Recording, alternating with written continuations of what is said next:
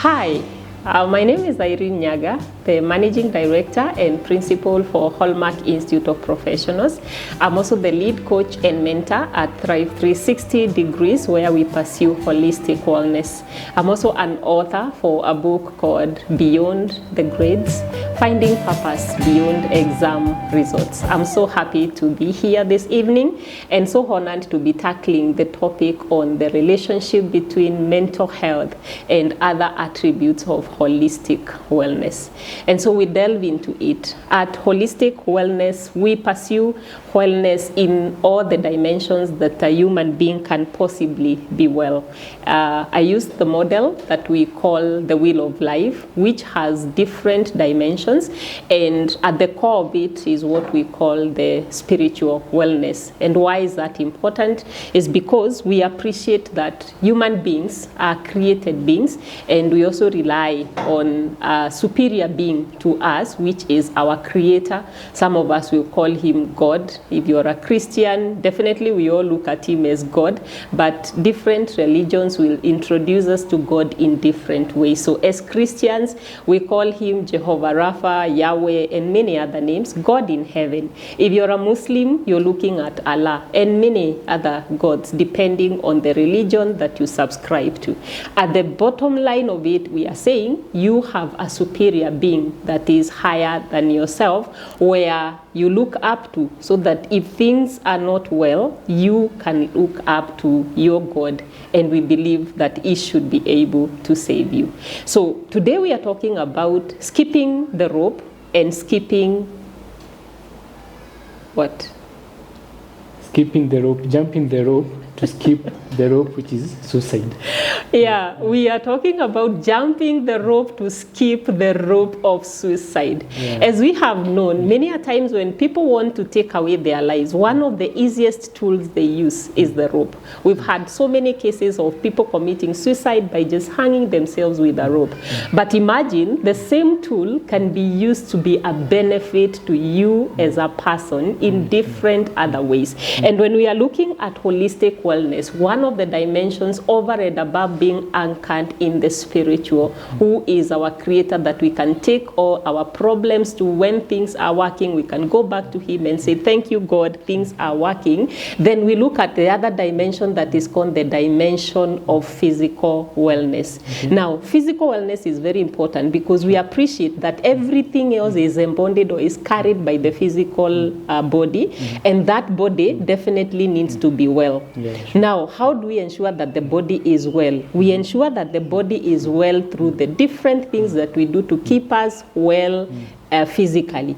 One of the things that we do is exercise. Now, you can use that same rope to ensure that your body is fit, your body is well, you have the right weight, you have the right BMI, by just managing your weight through the what we call the exercises. Of course, over and above, eating right, drinking water, ensuring that you're in the right environment, and I will be talking about all that as we progress.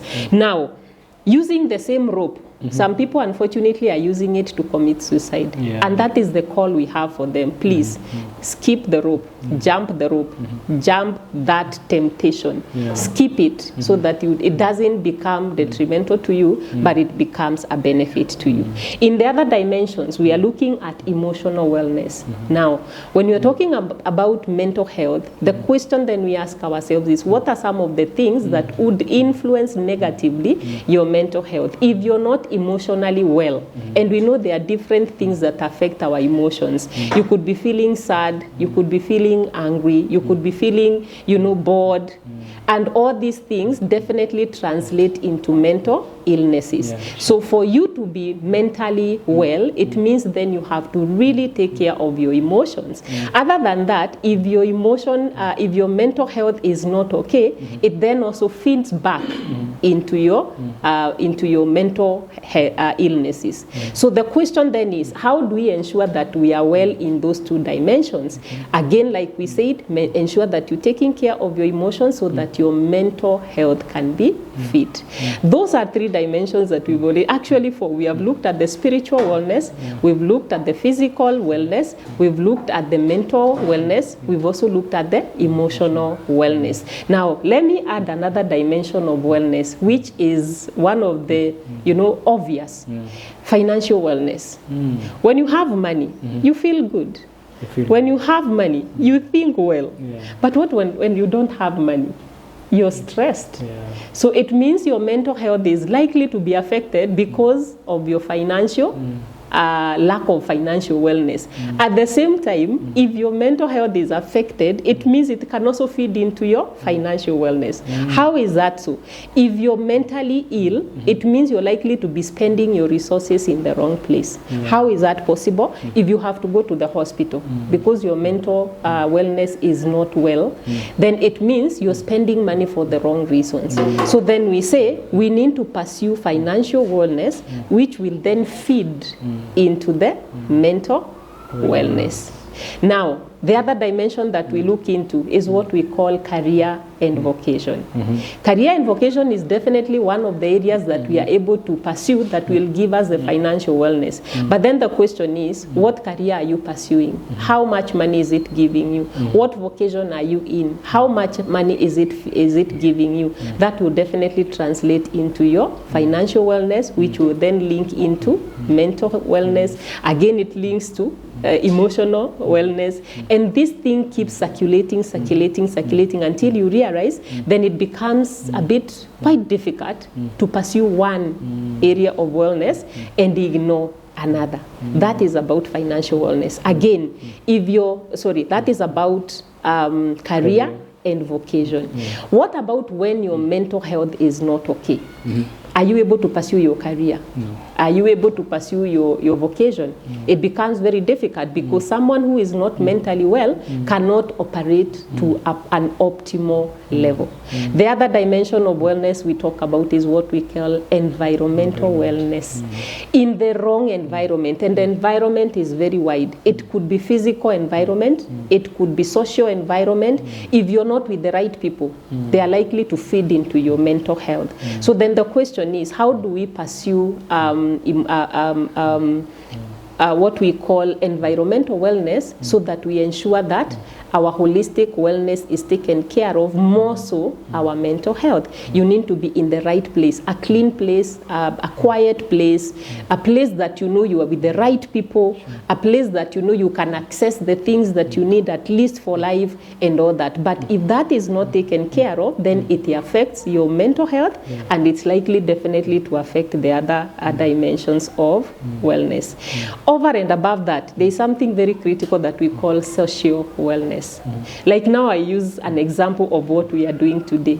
Because MD Njiro is socially doing well, it was possible for him to organize this event and have people supporting him. Do you know one of the greatest contributions to mental illnesses is when people feel they don't have the right people around them? And that is what we call social wellness, whereby you're able to know yourself so well, you have a good relationship with yourself, and from that basis, you're able to build relationships and networks with the right people, so that at every particular time, even if you hand a challenge, because here and there we will face challenges, at the end of the day, at the back of your mind, I know at least I have one person that I can call and they will respond, regardless of the timing, regardless of the stretching of the situation. I know I have a friend. I know I have a sister. I know I have a brother. When you have that kind of a network, and sometimes it's not about having so many people. It's simply having the right people around you, so that then in case of a need, in case you need support in any area, your social wellness is okay, that you know who to call. Again, who are you relating to yourself?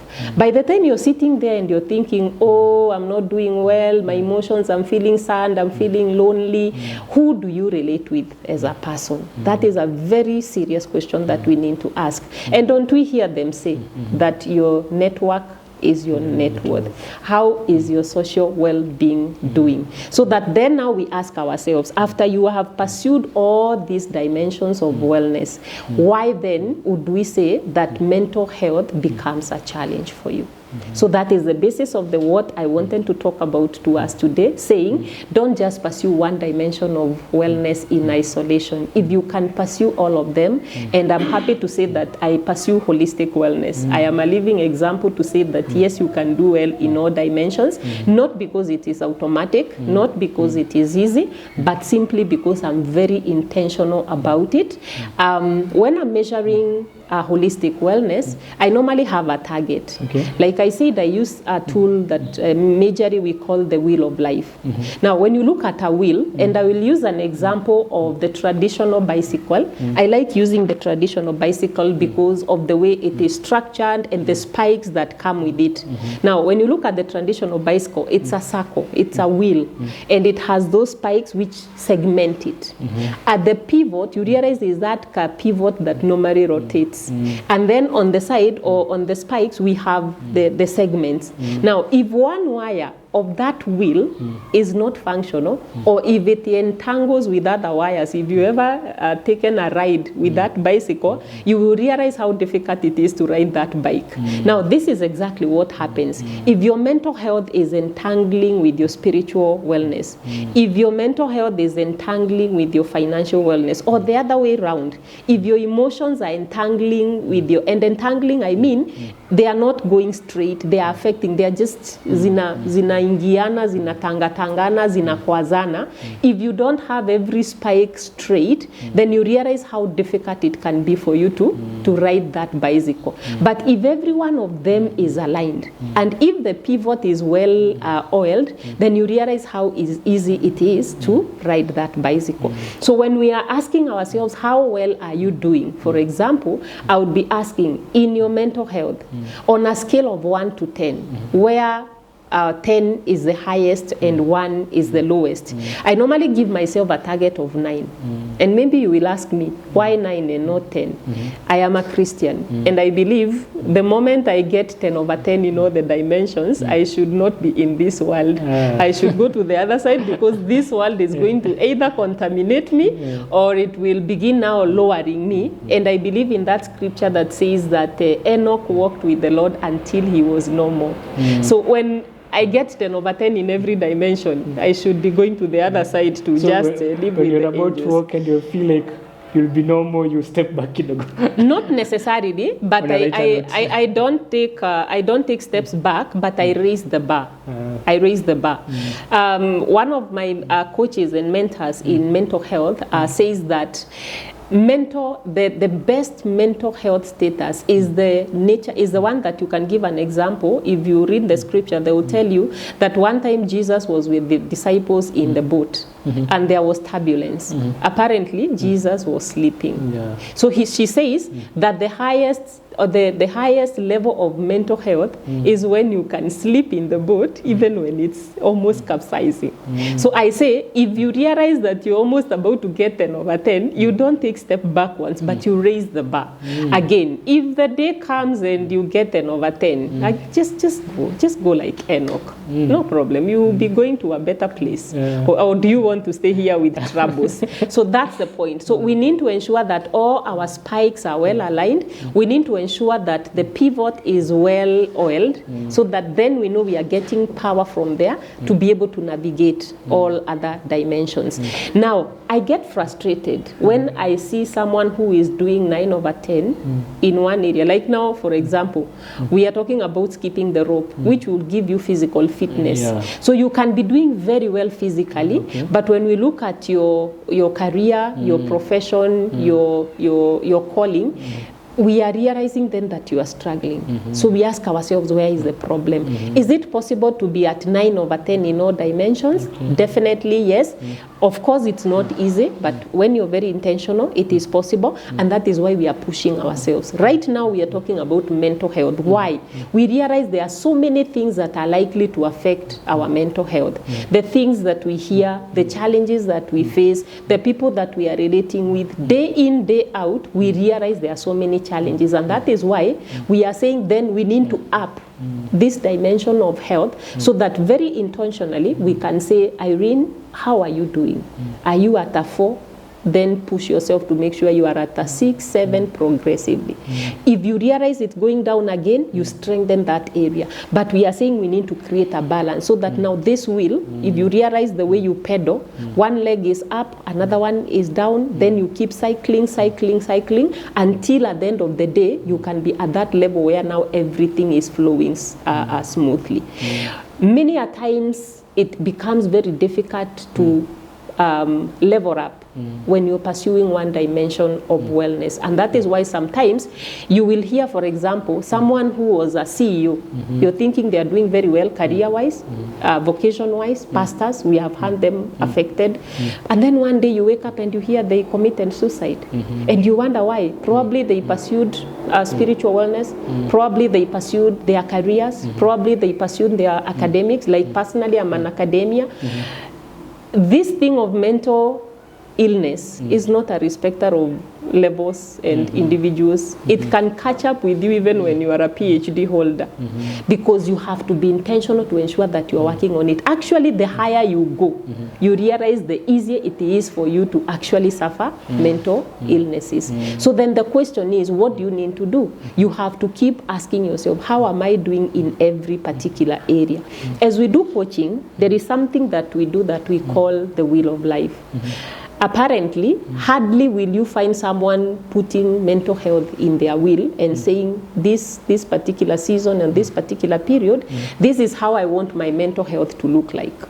Why? Because sometimes we don't think it's important, or sometimes we don't think it's something that we need to work on. We will be working on our careers, we will be working on our academics, we will be working at our socials. Of course, starting with myself, I want to get married, I want to have a good relationship with my spouse, I want to have a great relationship with my children, I want to have the best of friends, I want to hang out with them. But when you sit to ask yourself, then in all this, how is your mental health supposed to look like? You pause for a minute and you say, okay, fine. You know what? I am pursuing social wellness, but I'm going to cut off the people that are going to affect me mentally. I am going to move away from environment that is likely to affect my mental health. I am going to ensure that my financials are well so that it feeds into my mental health. At the end of the day, it is something that we have to be very intentional about. And that is why when you told me you're talking about mental health, jumping the rope, and avoiding suicide, I was like, this is an interesting one. And that also now reminds me, Irene, you need to keep checking on yourself. And that is very important for all of us. I like how you have interlinked, like your physical health will affect your mental health, and your mental health will affect your physical health. True. Now, I even went deeper with what you are saying, like when you mentioned environmental, even my mind was like, if Irene could say it, she could say your mental health will affect even your environment, and your environment will affect your mental health. Yeah. So if, for example, your environment is not conducive, your mental health will not be conducive. Definitely. And if your mental health is not conducive, now the environment will visibly not be conducive. Definitely. Yeah. Yeah. Isn't that what we see? Someone who is dealing with mental health, obviously, they will be untidy. There are things will be scattered everywhere. They will be trying to look for what is where they can't find it. They will be just scattered. And that is why you see when we have now extreme cases of people with mental illness, to a point now where they even run mad, what is one of the 8 things that we look at? They will be carrying, unnecessary loads. Someone will be just passing and collecting papers. They just bag papers and carry them. Their hair will be unkempt. So that is how, most of the times, that's how you actually get to know this person has actually crossed levels, they have crossed boundaries. We just thought they were not doing well, but we were not able to pick it. But the moment someone begins to collect papers, the moment someone begins to walk going nowhere, the moment someone begins to walk with tattered clothes, without even them knowing, the moment we see someone now stopping bathing and they begin to stink, that is when you realize, Hajia, this thing is serious. So then we ask ourselves, how did they get there? It started slowly, and then now, of course, it became it advanced to this level. That person, if you look at their environment, there is no way that environment is going to be clean, or to be quiet, or to be sober. It will just be an environment where you don't want to live in. So then we are asking ourselves, how do we avoid that? It is just about being intentional. We have to be very intentional. Of course, there are things we look at and we say, like I said, when we look at ourselves and we ask, how am I doing on a scale of 1 to 10?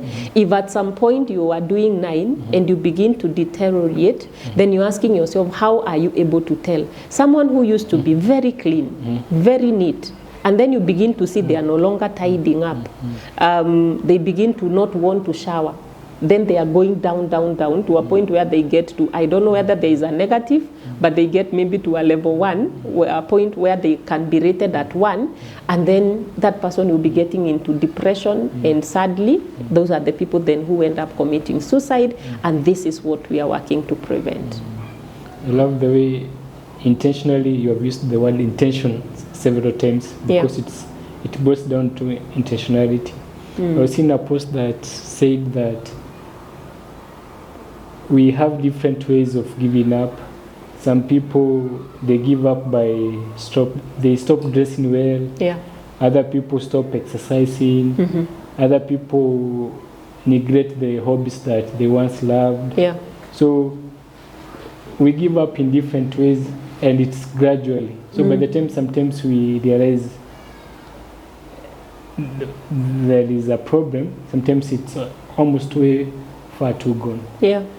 So how can we mitigate that, like not giving up on certain aspects of our lives? Like the whole wheel. How can we ensure that someone who was saving, they continue saving, they don't give up on saving. Someone who was exercising, they continue. Spirituality. Someone who was going to church, sometimes there's something called church hurt or something. So someone who was going to church and something happened and they stopped going to church. Someone who would wake up to pray at night, they no longer pray.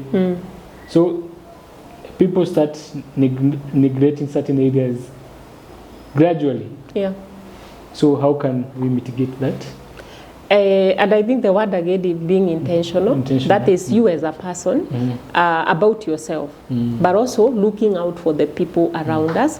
And that is why the dimension of social wellness comes in. Then, because the question then is, who do I have around me that knows me so well, that is able to tell? Because sometimes some of these things are very subtle, Njiro.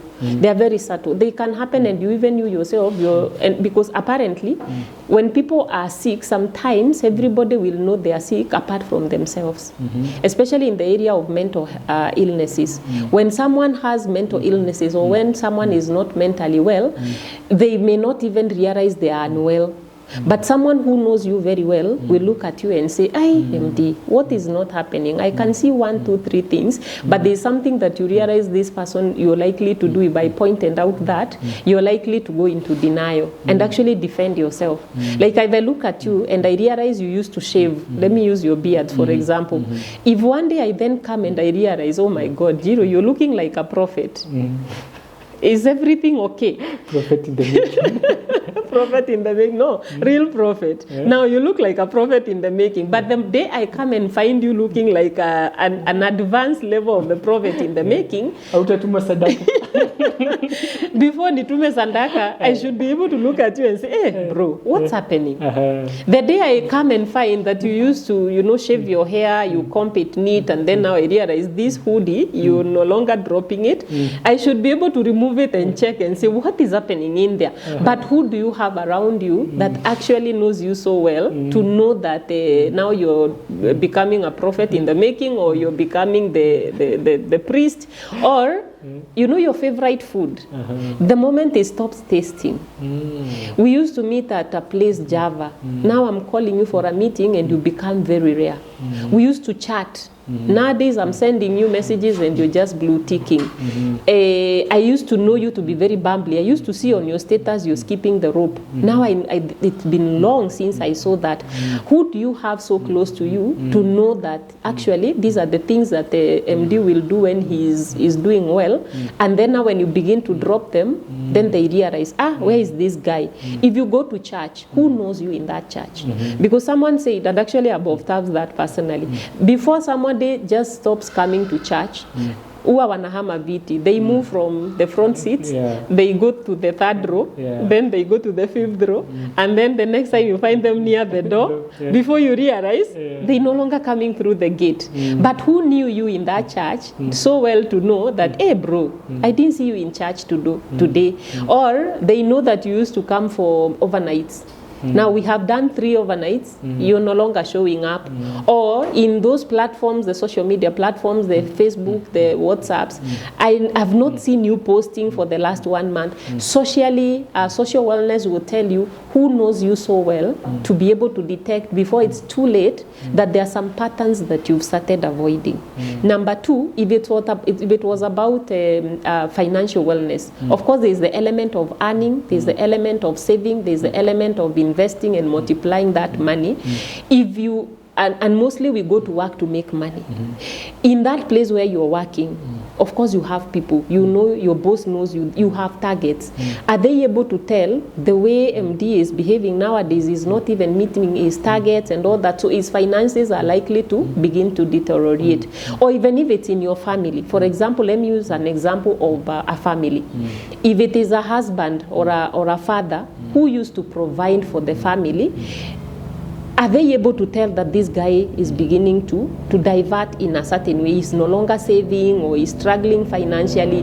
Do you have people around you that can be able to pick that, especially when you begin to lower your practices or to withdraw from some of the practices that you used to do? So then the question is, what do we do to ensure that we are not giving up? Number 1, ensure that personally you know yourself so well. You can keep asking yourself, what is this one thing I used to love, but now it's sounding boring, it's not tasting as it used to taste. Is there, what exactly is happening with me? Number 2, have people around you. And number 3, for all of us, at least check on these people that you know are within your circles. Every now and then, keep checking on them and asking them, by the bro, how are you doing? But if you don't do that, then you may realize that somebody began to give up and they deteriorate, and to the point now when we hear something detrimental happened to them and we all act surprised. Then the other thing is about allow yourself to be helped. Especially if you're this person of people we call the helpers. Yeah, the ones who always, everybody goes to them for help. MD, I need this. MD, can you do this? So progressively this person realizes they are always giving and giving and giving. Then the question is, who then gives into them? If you never intentional about receiving help, or if you never intentional about asking for help, then you might face a challenge and you may give up as soon as this challenge gets into you. Other than that, again, it goes back to being intentional. Keep checking yourself mentally, emotionally, physically, spiritually. How are you doing? And when you feel like you're getting overwhelmed, don't shy away from asking for help. I would want to speak also as a mother.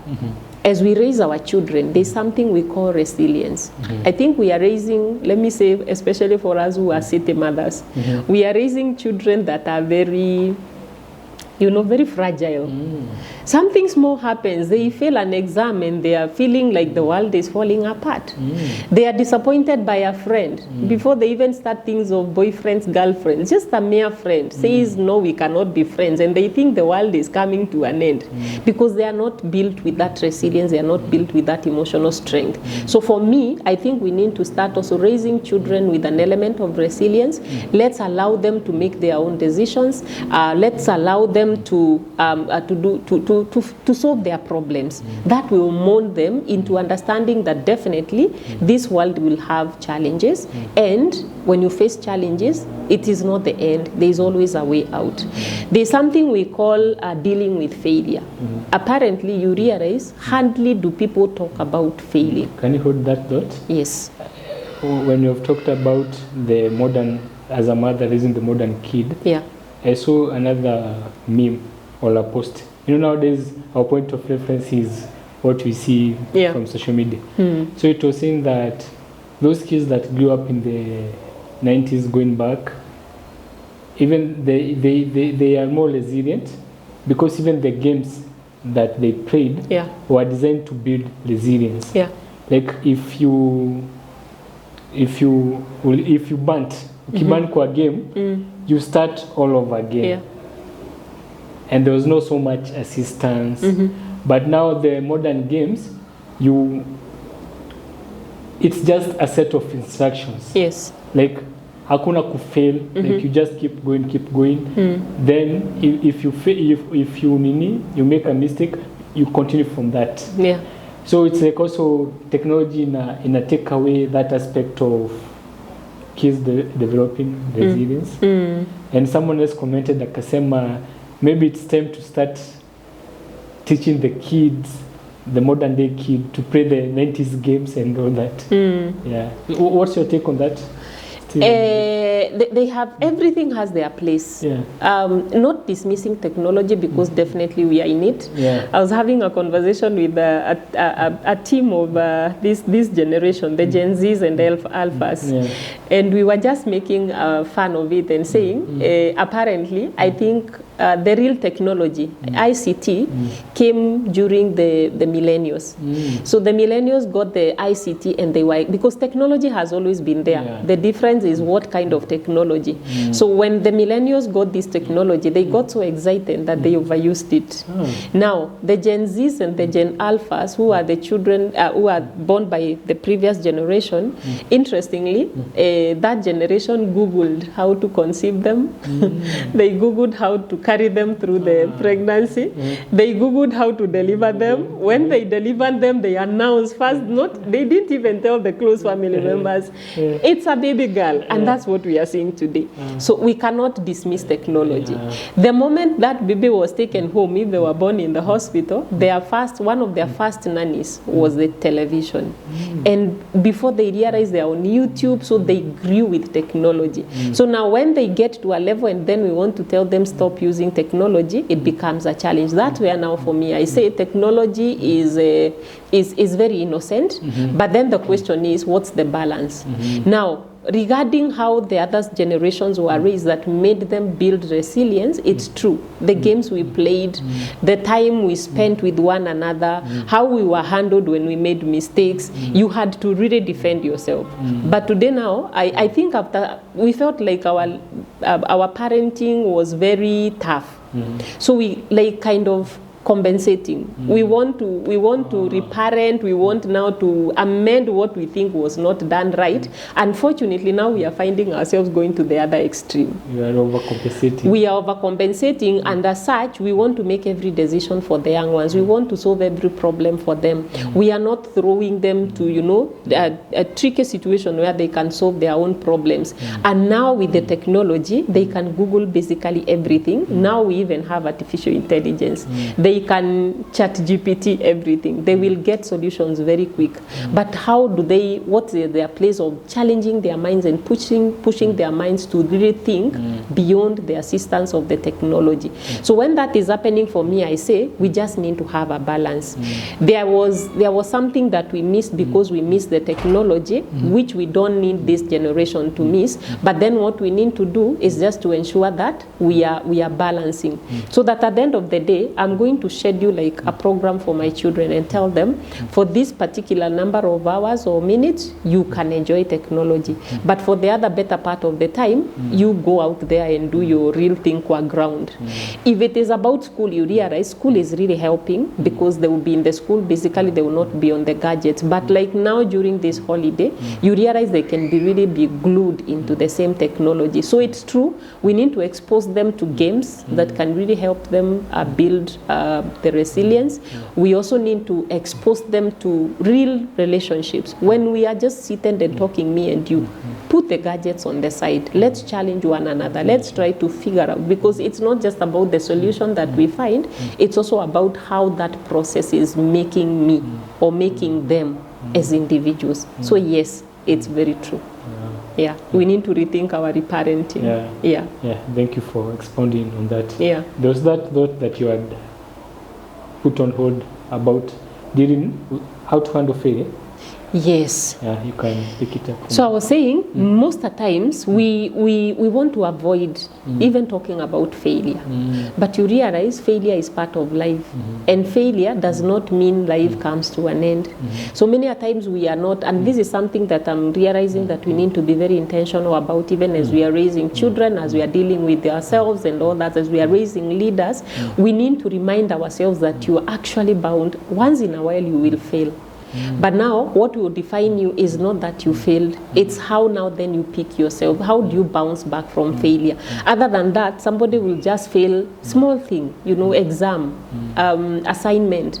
I was supposed to have saved this much this month, I didn't save. You don't kill yourself over that. Just realize that failure is part of the process, but what is important is that what lessons do you learn after that, and then how do you pick up yourself? If you pick up yourself from failure and you accelerate and you become a better version of yourself, then that failure was a good failure. It was necessary. But if you fail and then you remain at that point of failing, then it becomes detrimental, and those are the people now we hear going downhill to a point where we lose them. I mentioned that I'm an author of the book called Beyond the Grades. It's about finding purpose beyond exam results.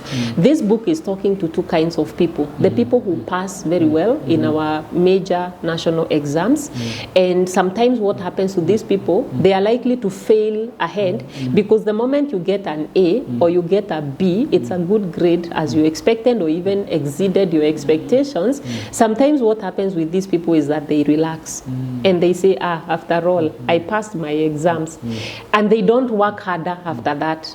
While on this other end, we have people then that failed exams. They didn't get the grades that they expected. These are now the people who, if they are not intentional and if they are not well taken care of, they are likely to give up very early in life because they are thinking, what about my future? Because their future, most of the times we have raised children and we have taken children to school with the view of the grade is everything. So when they do that final exam and they don't get that grade, they are so disappointed, not just with themselves, they are disappointed with the system, they are disappointed with the society, they are even sometimes disappointed with God. Now, these are the ones that I speak to and I tell them, beyond the grades, you need to find your purpose. Like now, for example, what you're doing right now, the grades are good, but this is not just about grades. It's beyond the grades. What is your purpose? You are trying to save lives. You're trying to encourage people and tell them you can live as long as you are meant to live. You don't have to take your life. How much of a grade does that need? But this is purpose that you have found. Whether you had gotten an A or even an E, you can still serve purpose. Now, back to the people who got that best grade. What are we telling them? It is not that just that grade that will make you succeed in life. You have to work harder. And if you don't, then we always keep hearing that the A students work for the C students. And that can answer that question. But also on the other side, when these results come, when we are talking about failure, the question then is, who prepares us on how to handle failure? And failure comes in different packages, in different versions. It may be failure of exam, it may be failure of marriage, it can be failure of relationship, when you thought you are going to eternity and then you dropped from seventh heaven to hell. People are failing day in, day out, different dimensions. When you had targeted to do 1,000 rope skipping, rope skips, and then you realize, my body cannot handle that anymore. You may look at yourself and think you failed. So how do you handle that failure? It's a very interesting lesson that we have to be very intentional about, and we have to keep teaching ourselves and also the people around us that failure is not something that should make you give up in life. How you rise is actually what really matters. Yeah. Thank you for that insight. To add on that, you find that these people who perform well in school, they're not used to failing. Yeah. And because the environment is a bit controlled, and now they're winning in life, because at that moment life is all about education. Somehow they are not how do I put it? They're not used to failing. Yeah. So once they go to the real world and they start failing, for some it might shock them because they were not used to failing. Yeah. Then whereas these other people who are somehow used to failing, they become kind of immune to failing. No wonder some of they say C students employ A students. So somehow because they are immune to failing, they take even more risks. Yeah. They become entrepreneurs and so sometimes getting used to failing is not a bad thing. Same case, I've seen this at a personal level. Some people who never experienced heartbreak at all, then somehow they ended up maybe dating one person, which is a good thing, and they ended up maybe marrying, but for some reason maybe that relationship didn't work. They're so devastated because they have never been like heartbroken before. But someone who has been character developed twice or thrice, they have I'll use that word, they have a form of resilience, and they can handle that failure, and they're like, it's okay. It's not as catastrophic. They move on very fast. But there's another way of looking at it, MD, where we say, don't get so used to failure that even when you're trying or when you're taking the next risk, you are expecting to fail. Sure. That becomes a very, for lack of a better word, it's not a good way of looking at failure, where you have failed. Even when you want to start the next thing, your expectation is that you're highly likely to fail. So it's not right. But then also, if you're so used to not failing, there needs to be that thing in you that tells you, by the way, you're not God. You are human. You can fail. So then now you condition yourself to begin thinking, and that's where now the element of risk comes in. So that when you're taking that risk, remember it's a risk. You anticipate there is a possibility to fail. The question then is, what do you do if that happens? If you're used to being, the leader, being the best, being, topping up, you're never, you are the best in everything.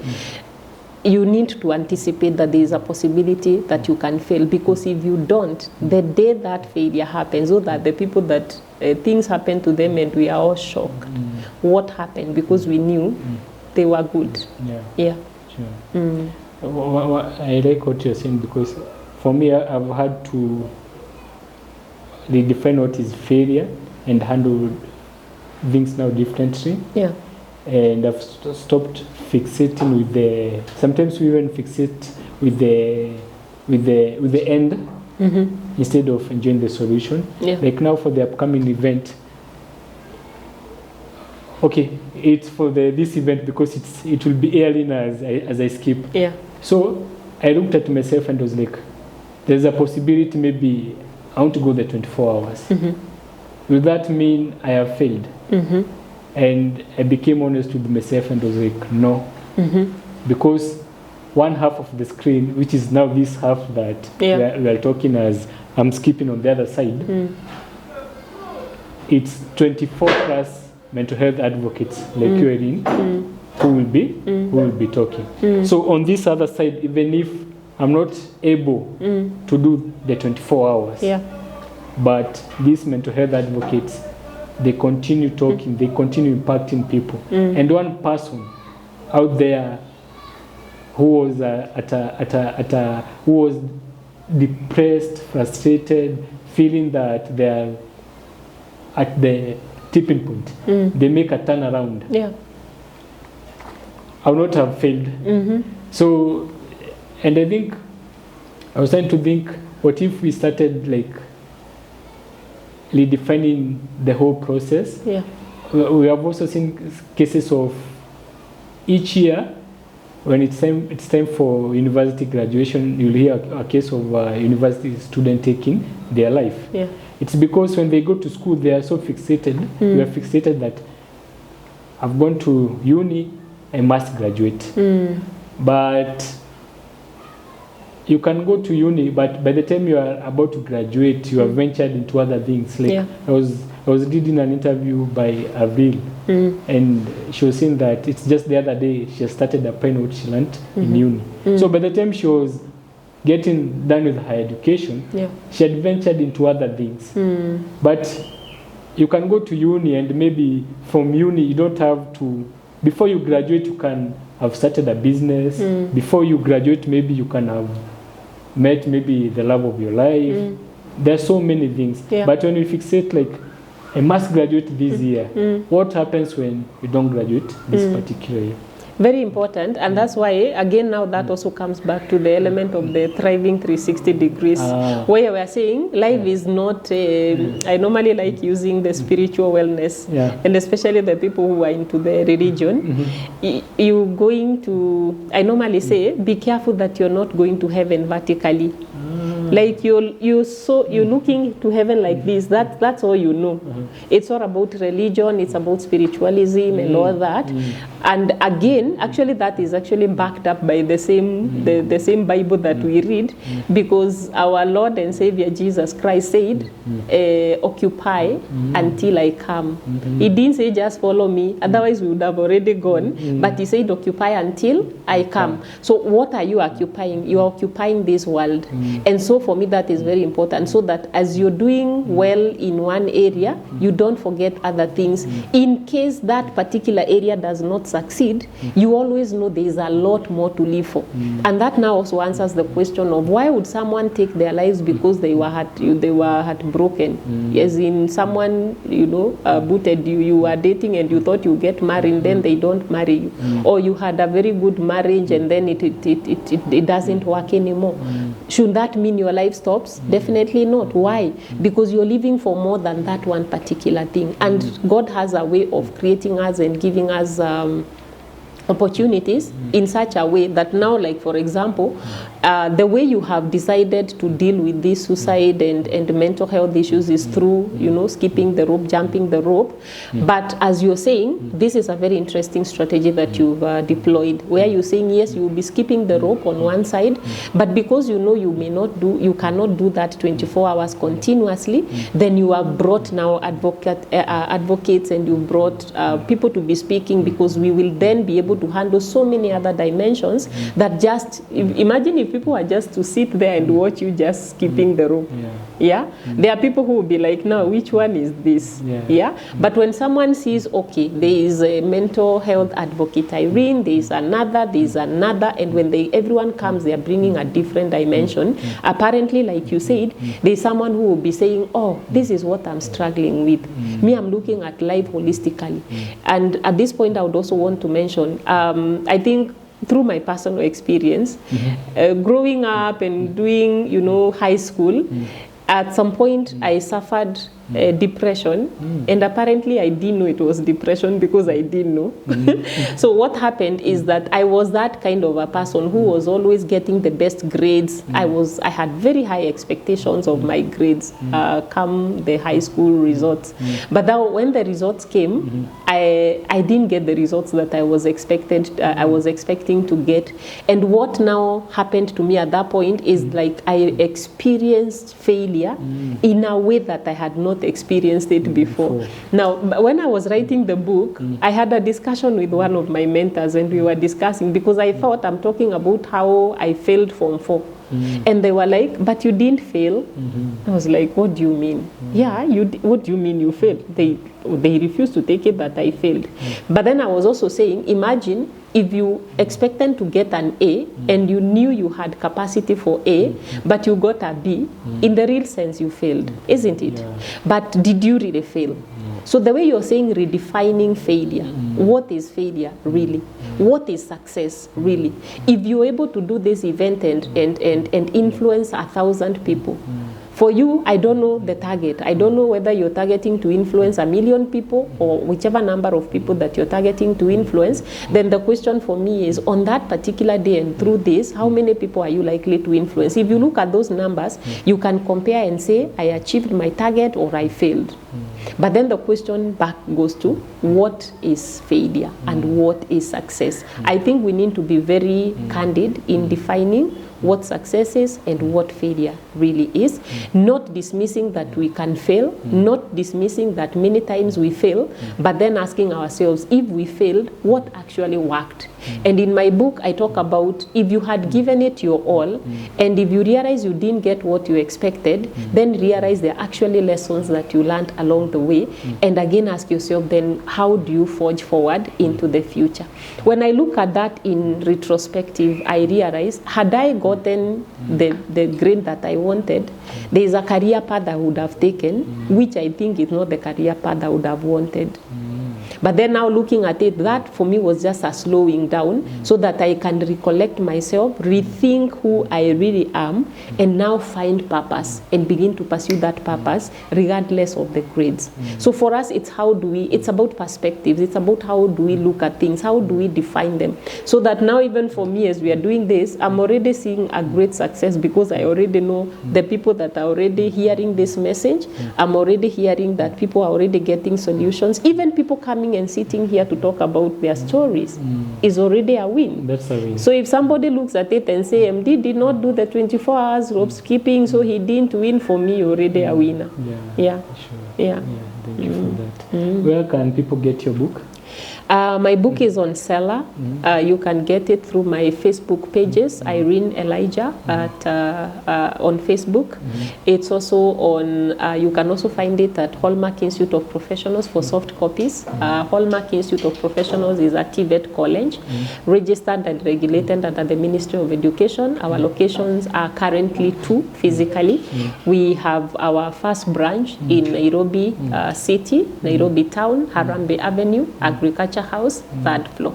We also have our second physical branch at Nanyuki, that is in Laikipia County, at Silver Plaza. They normally call it there the NSSF building on 2nd floor. So if you need to get my book, you can get it there. If you get into the platforms for Hallmark Institute of Professionals and get our numbers, you can be able to get my book there. And I can also give our number for the office where you can get that book. That is on 0708 355 941. If you call the office, you get to the reception, you will definitely be able to get on the book. The book is also on Amazon, so somebody can buy a soft copy there. And of course, like I said, it's on Seller for the local market. Yes. There's something I've been thinking about, and now because you are in the education sector, I guess this is a suggestion that you and other educators can work on. I know there's no one fit all size for mental health or things to do with suicide. But is it possible for mental health advocates, the psychologists, psychiatrists, people who have battled suicidal thoughts and overcame them, to come up with like a manual? And now this manual can be taught to people, and also at 2 levels. It can be taught at the higher education level, and also there's something about mental health that some of these problems that you experience as adults, you find that they develop by age 10 to 14. They just waited for them to erupt. Manifest. So is it also possible for educators to come up with something that can give these kids life skills? And also maybe something like even a first aid for example, if maybe I found someone who is in the process of taking their lives. Before I call an ambulance, before the emergency response teams comes, what can I be doing? Like first aid kit, not first aid kit, like a first aid course on that. Last year, I saw a tragic video.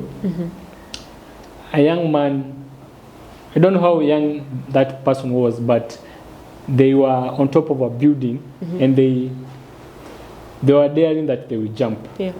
And the video was in vernacular. But there was a boda ride, and there were okay, he had a motorbike. Let me not presume he was a boda rider. He dared that person to jump. Yeah.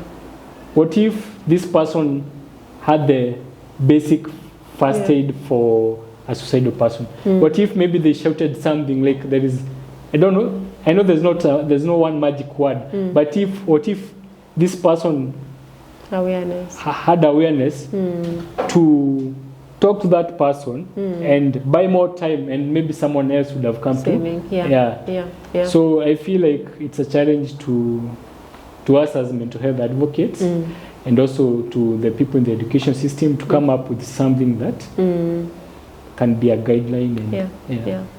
And maybe just to respond to your proposition, through the Ministry of Education, there is something that we are recommended to offer. It's not examinable, so sometimes some people just dismiss it. But there's something that we do with our students that we call life skills. So it's actually recommended by the Ministry of Education, and like at Hallmark Institute of Professionals, we are very intentional about it. What we do is that for all our students, we give that as an add-on program, which is actually currently free. So if you come to learn at Hallmark, regardless of the course that you're taking, you are allowed to take a life skills course, and life skills tackles different things. That would include emotional intelligence. We look at self-awareness.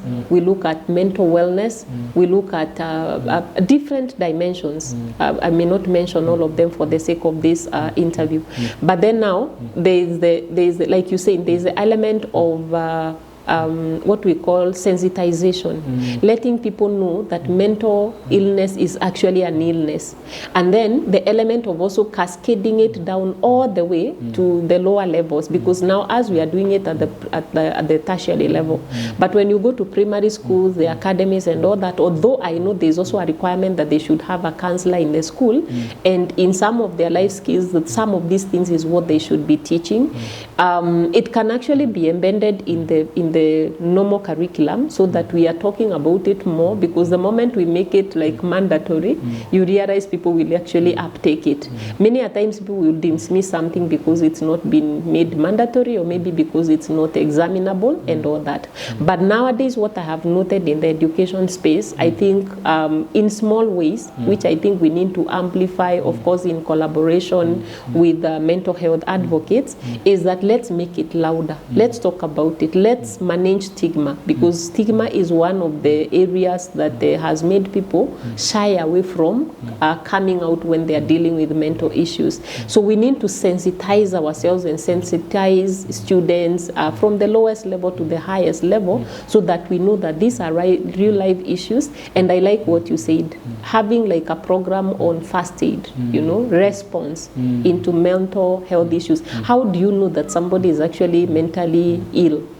Before they show those advanced signs to the point where they're going into depression. We have youth leaders, we have the clergy. Everybody needs to be awake to this reality. And that's why, again, like from the educator's point of view, and me being at a position where I can influence, we have actually come up with a program that I was sharing with you and telling you. We have a short executive certificate in counseling psychology. That course will help people to understand mental illnesses, emotional illnesses, how to respond, and give them skills to be able to know how to respond accordingly. And this is not for people who just want to pursue a full-blown career in mental health or in psychology, but it is for people like educators, it is for people like HR practitioners, it is for people who are having their businesses as CEOs, anyone who is dealing with people. It is a skill, it is a course that they can learn, so that they get a skill to be able to detect mental health issues and be able to respond accordingly. So like you said, yes, everybody has a responsibility, and in collaboration, definitely we can be able to do more.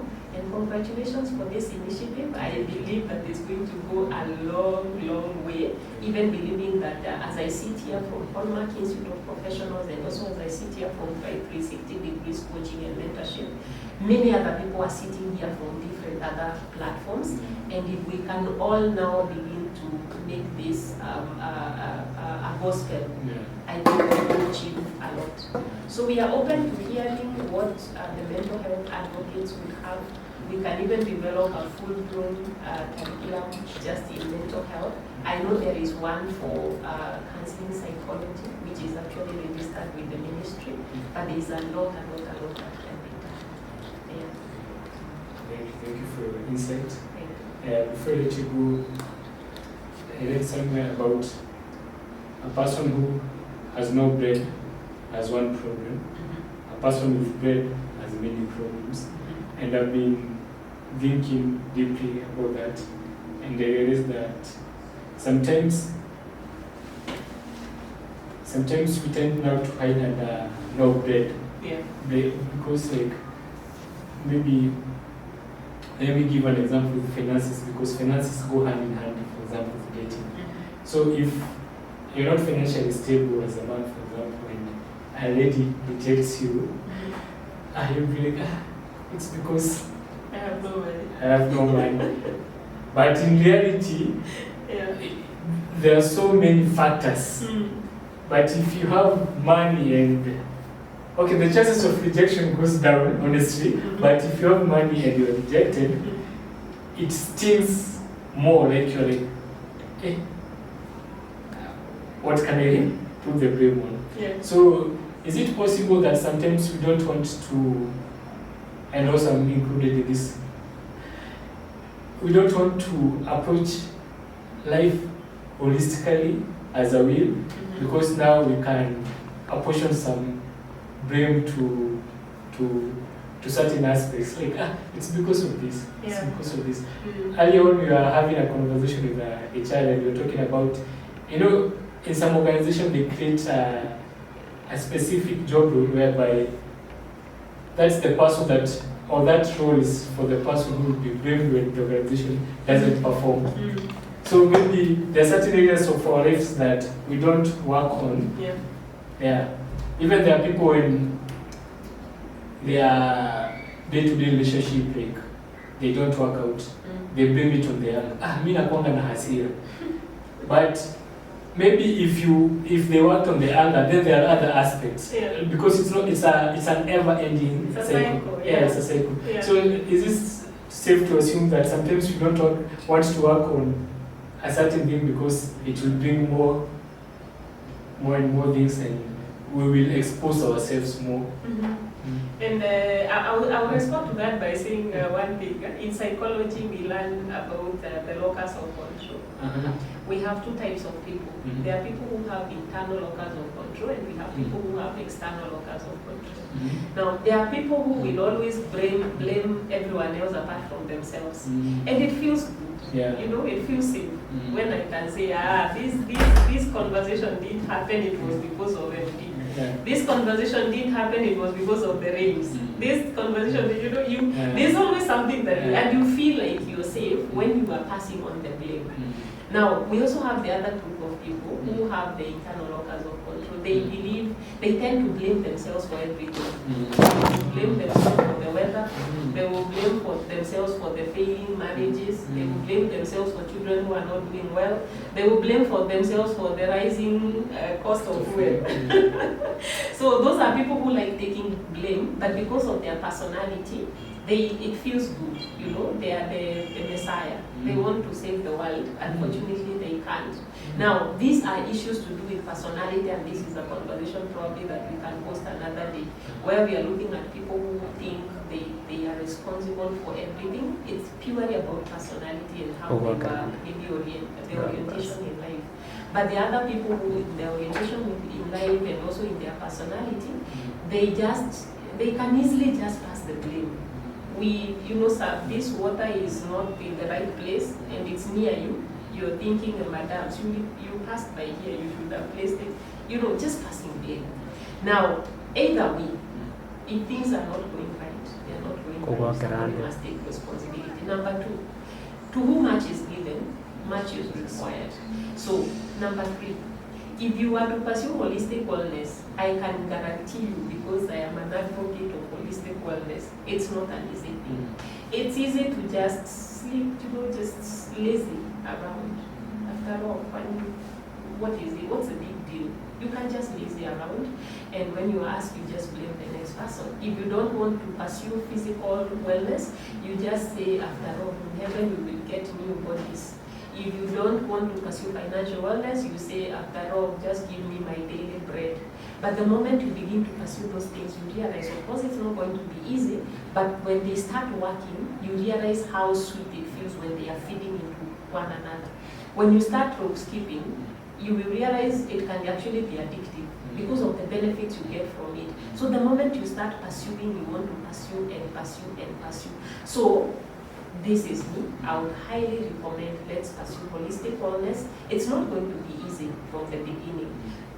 People naturally, and this is what I have discovered, it's very easy to just narrow down into one area. After all, you will say, people should know me for this one. But then also, you realize if you are called for more, just know yourself and pursue that more. You realize how easy and how sweet it gets if you can be able to say, at the end of the day, I am at 9/10 in everything. And like I said, they all feed into one another. They keep feeding into one another. And as you help now yourself as a person, then you realize you become a springboard and you become a well where now other people can drink from. So passing on the blame feels the easy way out, but at the end of the day, I normally say, we have excuses. There are some good excuses, but there are still excuses. Let us take responsibility. What you're doing right now is not just for you. It's for the society. It is for the family. It is for the nation. It is for the world.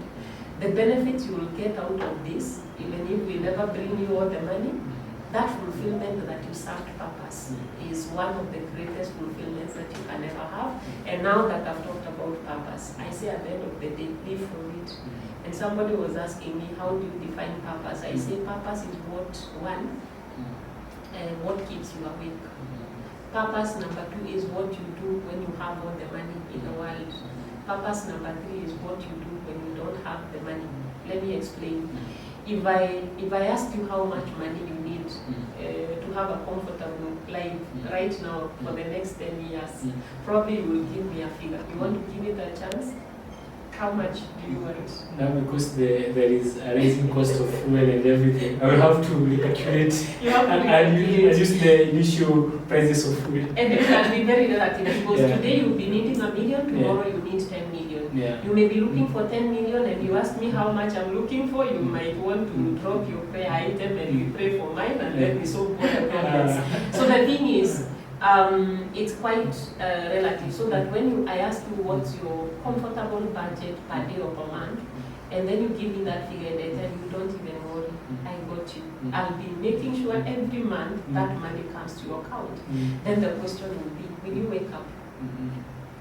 Will you wake up? If you had all the money you need, will you wake up tomorrow? Me personally? Yes. Yeah, I will still wake up. As long as every 40 seconds someone is taking their life, that's something that angers me. Now you see, the reason why you're waking up is not for the money. Yeah. So if you have all the money in the world, you will still wake up. There's somebody who will say, wake up, going where? Because they have not found their purpose. So purpose is what you will do. Right now I know you don't have all the money you need unless you have not told me. So if you don't have all the money in the world, you will wake up and serve purpose. But if you have all the money in the world, you will still serve purpose. And when you have all that money and everything is working well, what will keep you awake is what is purpose for you. So as we pursue all this, at the end of the day, I say know yourself so well, to know yourself and know your purpose and serve it. So that if things are going well, you will do it. If things are not going well, you will still do it. At the end of the day, you will give an account of that. And one of the ways that you know that in your purpose is that fulfillment that it gives you. For me, I'm serving purpose through education, training, mentorship, and coaching. I will do that when I have all the money, and I will do it when I don't have the money. And that's one of the reasons why I'm here. Yeah. Keep good, and I appreciate you coming all the way. Thank you. Yeah. I appreciate. I needed to be here for the brother. Remember, we have social wellness. Yeah. I know if I called you, you would come, sure. and we need one another. Yeah. At the end of the day, when you do it for yourself, for me, we do it for the society. Yeah. I never thought this conversation would get a bit political, but when you were speaking about the blame and everything, something hit me. Now, we as Kenyans now, we tend to blame our politicians for everything, and maybe it's because we are the same people who produce the politicians. Yeah. So maybe it's because it gives us a sense of satisfaction, like we are not working on ourselves, you know. So it's easy to blame like politicians because we are the same people. Yeah. Then there is something else. Most of our politicians are well educated. But when they start insulting each other, in which language do they insult each other? I'm asking a question. Yeah, they use the mother tongue, but nowadays we have seen them using the national language. Swahili. Yeah. Rarely do they use English to insult each other. Oh. Yeah. I haven't noticed that. Okay. Rarely do they use English to insult each other. They use Swahili. Okay. So they're not insulting each other because they want to insult each other. They're doing it in Swahili and mother tongue so that we can hear. But if they really wanted to insult each other, they would have used the English because they are good in English and all that. Yeah. So they're doing it for us. Yeah. For us.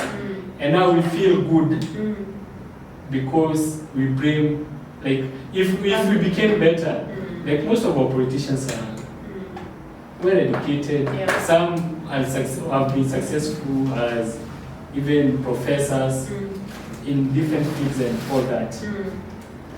But if they came to us and articulated those things, policies and all that, we'll feel they are out of touch.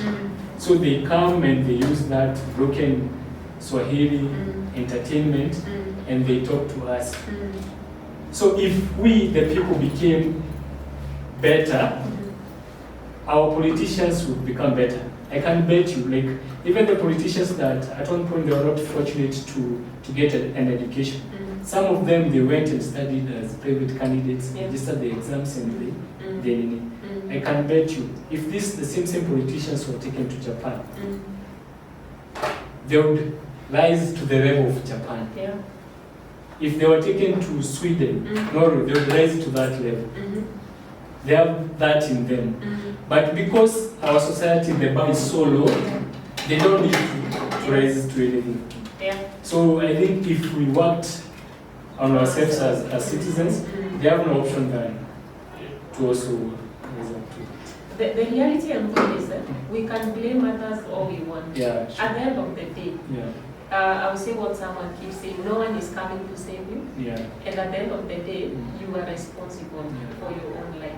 Yeah. So you can choose to raise the bar, you can choose to keep it low, you can choose to work on yourself, you can choose just to relax. At the end of the day, I know we are doing this for mental health, but at the end of the day, imagine one thing you realize, in this nation, for example, are we not going through almost similar problems? We are going through the same problems. I look at my family, for example, and some of them are still in the village. Like the village, not the Nairobi villages. And one of the things that I keep asking myself is, we were both born by the two parents. And we were all raised in the same circumstances, you know. But when you look at us today, you will see every one of us took their own different path.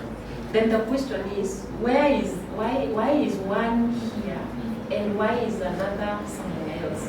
It is again boiling back to the individual circumstance. So looking at all this, as much as we are doing all this advocacy and we want people to be aware, this is a dose that we are prescribing. You have a choice to take it or not take it. If you don't take it, you will die. But if you take the dose, you will live. So at the end of the day, you may not be able to force the dose on the people. So regarding so if that part had a soundtrack, it would be this song, Wape wape vidonge vyao wakimeza wakitema lishauri zao. And there's another bad word that goes in Kikuyu. More mono dotoyo. Agao makoi mawadi, makoi gamati kuiba. Dawa ishinde ndoro, natinyaga mosenjo, mundo ekuino kakwa. Ando homo kai, modio dawa inare ndoro. Mwetike Jehova, newe ngoro sino. So it's a dose, nikali. But you have a choice to take it or leave it. If you take it, you're safe. If you don't take it, you die. So the thing is, we can blame the politicians all we want. In one of the elections that we did in this country, interestingly, I was living with a very good friend of mine. And every one of us had a preferred candidate. But what intrigued me at that moment is when her candidate unfortunately did not win, the level of frustration that she expressed made me wonder, Aya, what were you expecting? If they won, are they going to bring food to the table? Literally. Because the kind of disappointment she expressed made me wonder, it is that serious. At the end of the day, much as yes, we want them to do so much, it still boils down to us. What are we doing? When we go to the next election, what are we planning to do? We are talking about candy.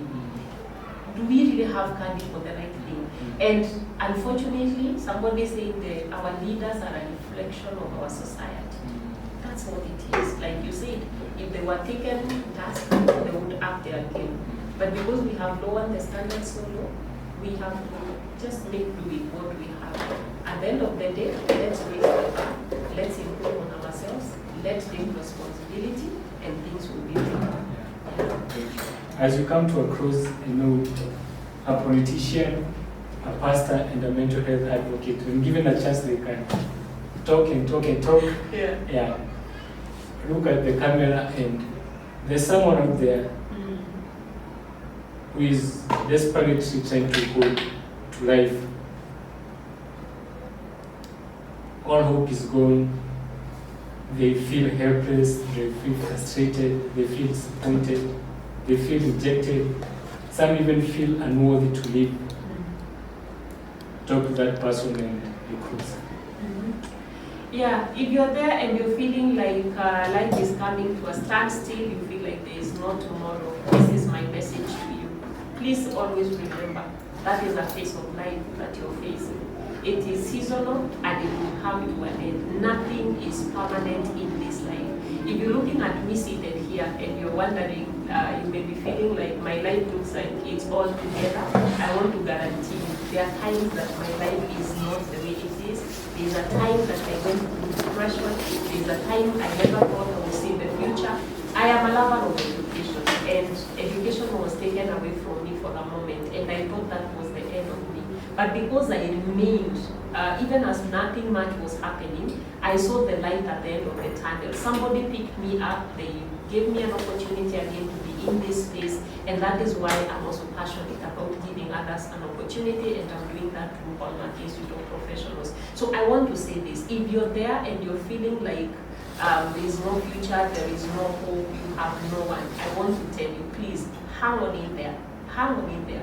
Don't make any drastic decision. Don't make any mistake of taking that decision that will be prompting you in your mind because your emotions are not right, your mental health is not right. Just hang on in there, and I can guarantee you help will come when you least expect. Number two, please don't tire seeking for help. You may have talked to 1, 2, 3 people and they may not have given you the solution that you needed, and I want to tell you, keep knocking, keep asking until you get the right person that is going to be the solution to you. As we are doing this, just realize that we are doing this because we got you in mind, we have got you in our hearts, and we believe that the reason why you are still on this side of the world is because God still has a plan for you. If He had finished with you, He would have, allowed you to exit this world. But as long as you're still breathing, as long as you're still there is hope for you. So please pray, believe in God. If you don't know how to pray, get someone to talk to, get someone to pray with you. But bottom line is, hang on in there. It's a season, it's going to come to an end, and in the future, you will look back and say, you are glad that you held on and you never gave up. This is your Holistic Wellness Life Coach, Irene Nyaga. your educator. You can call me the ropes keeping teacher and many other names. I was your facilitator for the session.